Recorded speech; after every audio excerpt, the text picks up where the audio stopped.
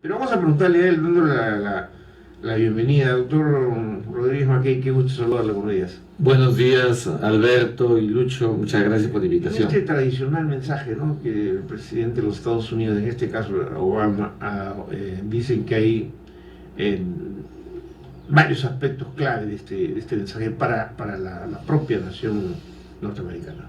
¿Cuál es su comentario? Sí, muchas gracias. Muy bien, como dices, se trata de un mensaje tradicional desde el 8 de octubre de 1790, en que por primera vez George Washington lo pronuncia y se llama así el discurso del Estado de la Unión, porque fue el gran momentum de la unidad de lo que fueron las 13 colonias y que luego de la independencia, el 4 de julio de 1776, se instala la Sociedad Nacional Estadounidense, ¿no es cierto?, con ese acto declarativo y la Constitución, que es única y que no ha variado desde ese momento. Eh, Fíjate, Alberto, creo que el presidente Obama ha sido extraordinariamente consciente que iba en esta oportunidad a pronunciar un discurso con un Congreso realmente con mayoría republicana.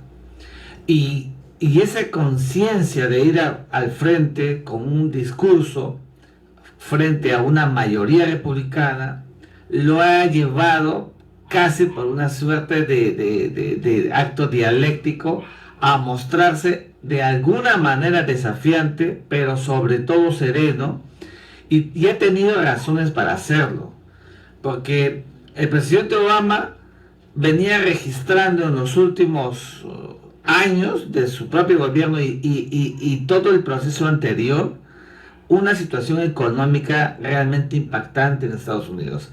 El tema de la recesión fue un tema que ha cundido en la política económica estadounidense y las cifras el día de hoy en Estados Unidos son cifras en azul. Y en ello ha contribuido muchísimo para el propio presidente la clase media estadounidense. Creo que ha sido un discurso dirigido especialmente hacia un sector social clase media estadounidense. Creo que ha sido un discurso dirigido especialmente hacia un sector social que ha llevado a cuestas soportar todo este proceso, ¿no es cierto?, difícil que le ha tocado vivir a Estados Unidos, donde las tasas de desempleo eran crecientes. Hoy un desempleo controlado.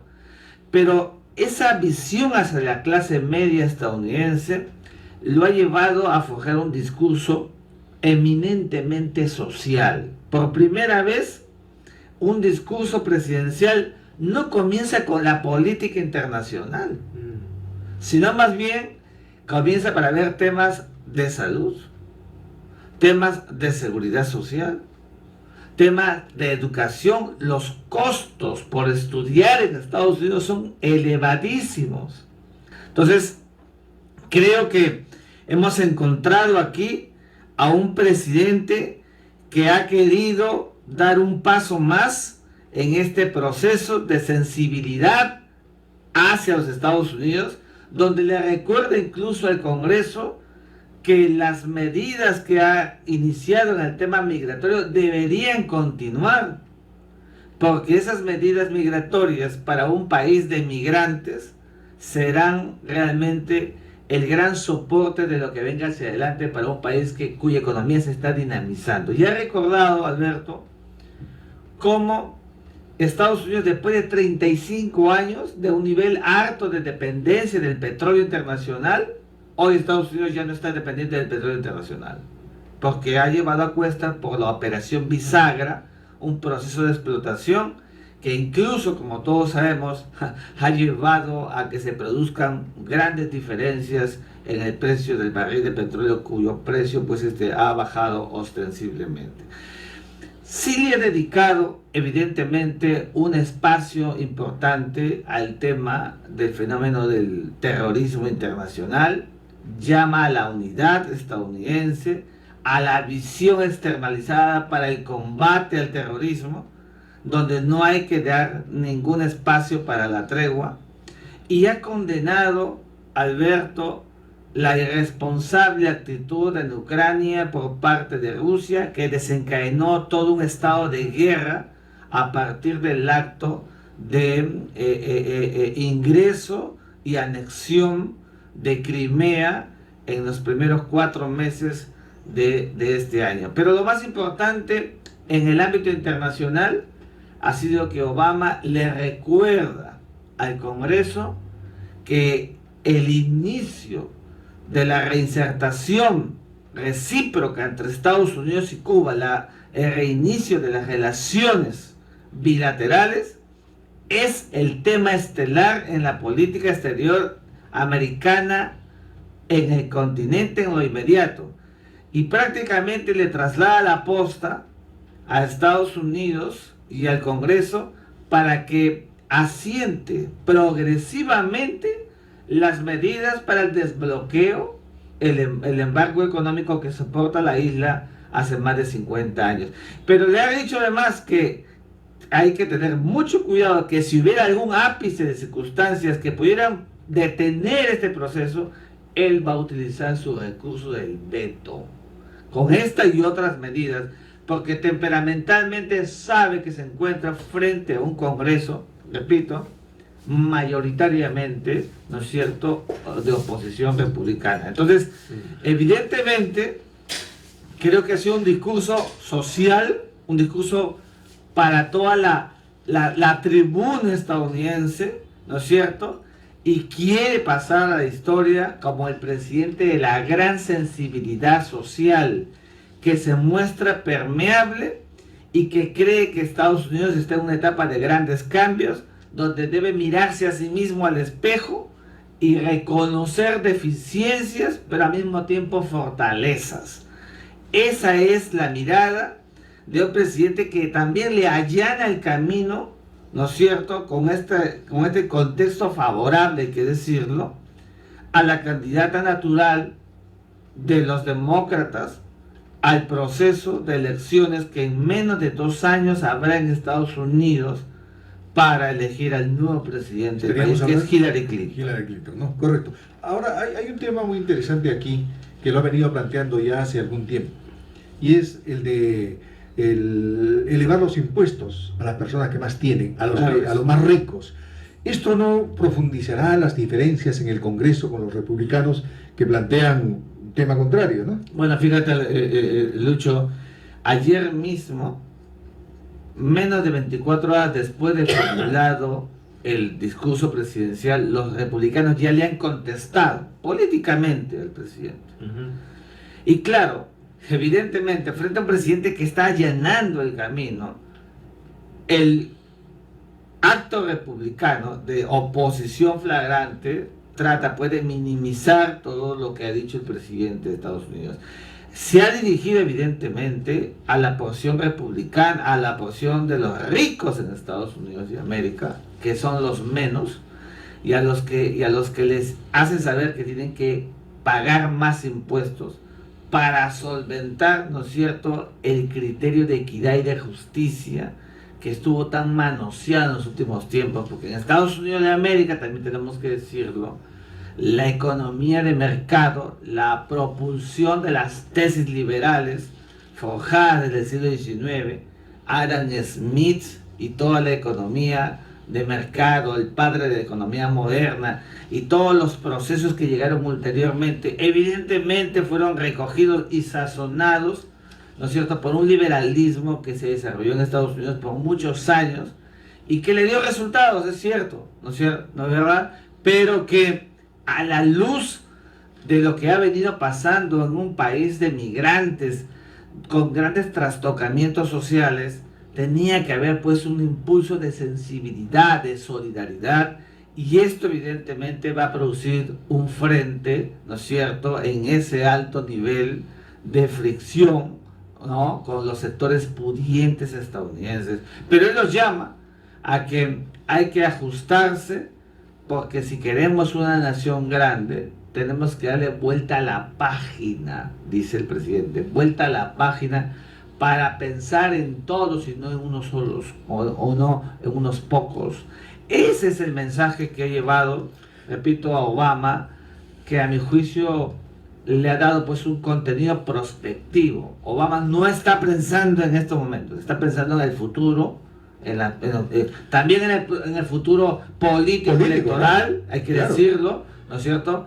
Pero ha creado todo este contexto y le está haciendo a los republicanos que tienen mayoría una suerte de jaque mate anticipado, porque los republicanos ahora van a sentir una gran presión social, porque ¿quién podría oponerse a un espacio donde se empezó a allanar el camino para la reinsertación por volver a hablar de Cuba, ¿no es cierto?, del relacionamiento con Cuba?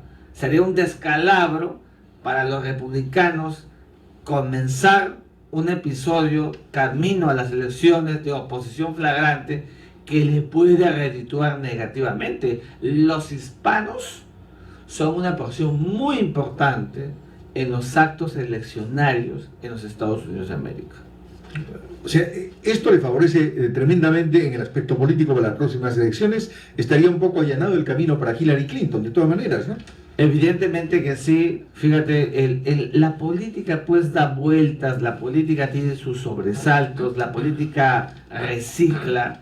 Hace pocos meses, cuando se decía que la salida, el retiro de Irak, que había promovido que salgan de los escondites las hordas terroristas, había generado una gran crítica estadounidense. Las decapitaciones públicas, lo mismo. Se estaba tirando abajo toda la política exterior estadounidense. Hace 6 meses, Alberto, hubo una encuesta donde el presidente Obama parecía como uno de los peores presidentes de los Estados Unidos de América. Todo esto se revierte, ¿no es cierto?, por el contexto que se ha creado, por las circunstancias internacionales, y lo más importante, porque se ha creado pues toda una corriente económica favorable para los Estados Unidos de América, donde mejora el empleo, repito, donde mejoran las posibilidades para las personas, para los jóvenes y incluso para las personas de tercera edad, y hay una apuesta solidaria, ¿no es cierto?, por el eje social. Esto no estuvo nunca presente tradicionalmente en un discurso presidencial. Ahora, es obvio que en Estados Unidos, internamente, del frente interno, por decirlo de alguna manera, su problema siempre fue en los últimos tiempos cómo enfrentar la crisis económica, es decir, esta caída que tuvo Estados Unidos fuertemente a raíz de lo que todos conocen de la crisis famosa del 2008, ¿no? Sí, se desmoronó todo el sistema económico y financiero, pero no puede quedar tampoco muy lejana para la política de los Estados Unidos y particularmente la política exterior lo que viene aconteciendo en el mundo, porque o sea, en este momento la gran agitación es digamos, el mundo musulmán, ¿no? Y Estados Unidos, desde ninguna perspectiva, creo yo, y los halcones americanos, usted sabe que los halcones están metidos en el Pentágono, en todas estas áreas de defensa, van a quedarse tranquilos de que se esté alborotando todo el escenario de estos países árabes, con el alto riesgo de que Estados Unidos pueda tener también ciertas amenazas. Entonces, eso no le parece que es también prioritario dentro de la política, aunque no lo mencione como un tema a uno, sino que sea tangencial. Yo coincido contigo, Alberto. Es más, creo que la no mención reiterada es estratégica. Estratégica, claro. Porque es evidente que el fenómeno terrorista y el yihadismo, como fenómeno no convencional, está impactando en el sistema internacional. Lo último que ha pasado en Francia y que podría pasar en cualquier país del mundo ha hecho que se convierta el mundo en un espacio vulnerable, y Estados Unidos es consciente de eso. Mire, sus socios japoneses, ahorita hay 2 japoneses que están a punto de ser degollados porque... Exactamente, ¿no? Entonces, que no sabemos qué va a pasar con ellos. Entonces, claro, Estados Unidos tiene una política contra el terrorismo internacional creo que ha sido un discurso que no lo ha querido mostrar en tono enfático para no delatar, no dilucidar los planteamientos que tiene en marcha, pero estoy convencido que Estados Unidos tiene un plan para el combate al terrorismo. Pero sáquenme de una duda, perdona, Sí. Lucho, ¿no? Este movimiento islámico radicalísimo, como es el Estado Islámico, ¿no es cierto? Sí. Con los califatos y estas cosas que para nosotros es un poco incomprensible, para nosotros aquí en América Latina. Sin embargo, usted se da cuenta que todas las víctimas de este grupo que han sido degolladas, a todos se les ha pedido un rescate. Es decir, para los japoneses están pidiendo por los dos japoneses $200 millones. Es decir, el Estado Islámico que está buscando hacer caja con una especie de chantaje, claro, porque ya no son religiosos, son una suerte de delincuentes internacionales. Eso está revelando, Alberto, en tu análisis muy concienzudo, cómo el grupo terrorista Estado Islámico de Irán y el Levante se camufla y usa la coraza religiosa para realmente pertrechar sus actos delictivos, vandálicos, porque son extorsionadores. Porque no tienen un fin, no tienen un objetivo, son extorsionadores, quieren controlar de las 6 refinerías que hay en el Medio Oriente, ya controlan 3. ¿No es cierto? Ya controlan 3. Les pagan seguro y un sueldo mensual a las cuestas yihadistas que se suman permanentemente, que ya superan los 35.000 hombres. O sea, todo es un arquetipo, toda una estructura económica. Entonces, evidentemente... Y los reclutan a través de ese sistema. Y los reclutan a través de ese sistema. Lo han reclutado y dicen, te vamos a pagar tantos euros. Así es, y se valen del uso del Facebook, del Internet, y tanto mecanismo hay para ganar adictos. Es una mafia. Es una mafia. Entonces, claro, y Estados Unidos es consciente de eso y tiene que promover todo un conjunto de estrategias para acabarlo. Pero fíjate bien, creo que ha sido también como un fenómeno, yo no voy a decir distractor, pero un fenómeno importante para no promover in situ el tema específico del terrorismo, como habló también de Irán. Y la referencia de Irán dijo, con Irán tenemos negociaciones que han comenzado para sincerar el proceso de desnuclearización que tenía en marcha. Y ha dicho que vamos a seguir en ello sin coacciones, sin violencia, sin fuerza. En el ejercicio de Henry Kissinger, el mayor gurú de la diplomacia estadounidense, es también una forma solapada, ¿no es cierto?, de redituar el verdadero sentido que tiene la estrategia estadounidense, porque todos sabemos que Irán es un estado, ¿no es cierto?, pero que ha estado de una u otra manera en los últimos tiempos comprometido, señalado con ciertos niveles asociados a actos para apoyo a los terroristas. No olvidemos que la porción del Hamas y del Hezbollah en el pasado ha recibido apoyo, ¿no es cierto?, por el tráfico de armas que dicen venía desde el propio Irán. Y ya mismo, ahora que se ha reeditado en Argentina el tema de la mutual israelo-palestina que fue atentada en 1994, donde ha habido un compromiso de Irán. Entonces, fíjate, frente a un Irán históricamente asociado de una u otra manera a estos comportamientos asociados al terror, Estados Unidos le dice, vamos a seguir negociaciones evitando los espacios de la coacción. Creo que ha sido una forma muy clara de recrear una estrategia para no crear abiertamente estos procesos, ¿no es cierto?, para impactar al fenómeno yihadista. Estoy persuadido que habrá en el futuro inmediato, cercano, ¿no es cierto?, un espacio y un accionar para ver la manera de cómo se hackea al terrorismo internacional. Entonces el discurso ha sido pues un discurso importante, distinto, hay que decirlo distinto, pero que puede generar ¿no es cierto?, un punto de quiebre inmediato en la política estadounidense. Ahora, internacionalmente es casi el primer país que decide las acciones en el mundo, Estados Unidos. ¿Por qué hasta este momento no se decide entrar con una acción decidida contra el Estado Islámico? Se hace a través de los drones, bombardeos, pero que en el fondo se sabe que mientras no haya un ingreso terrestre con tropas firmes, no se va a poder acabar con el Estado Islámico y todas sus huestes terroristas. Sí. Entonces, ¿qué espera o qué cosa hay más allá? Yo creo, Lucho, que hay toda una experiencia que le ha provocado a Estados Unidos un costo a la luz de esos ingresos unilaterales que hizo en el Golfo Pérsico en el primer gobierno de Bush en 1992 y el segundo en el 2013 en Irak.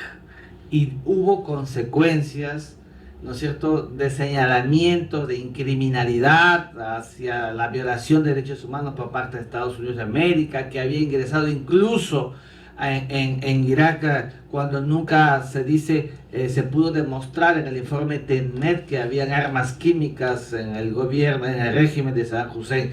Creo que ahora ha querido cuidar ese episodio y por eso ha apelado a la formación de una coalición internacional. Y una coalición internacional, donde ya son más de 40 países, 40 estados, para legitimar un acto internacional. Un acto internacional al cual nadie, ningún estado, ¿no es cierto?, podría oponerse para el combate a este fenómeno no convencional que es el terrorismo. Entonces, Estados Unidos ha querido cuidar esa fase anterior para, ¿no es cierto?, legitimarse internacionalmente y ser efectivo y eficaz.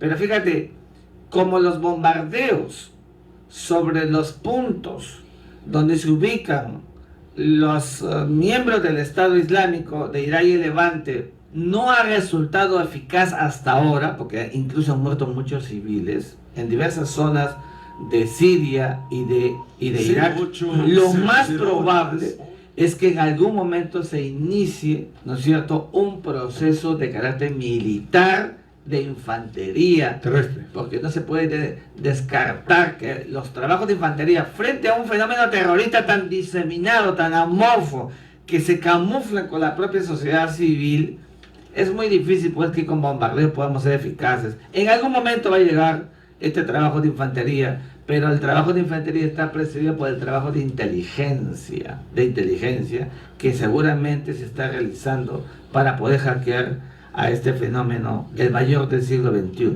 Bueno, efectivamente, en política exterior los escenarios son bien complejos, ¿no? Muy absolutamente complejos.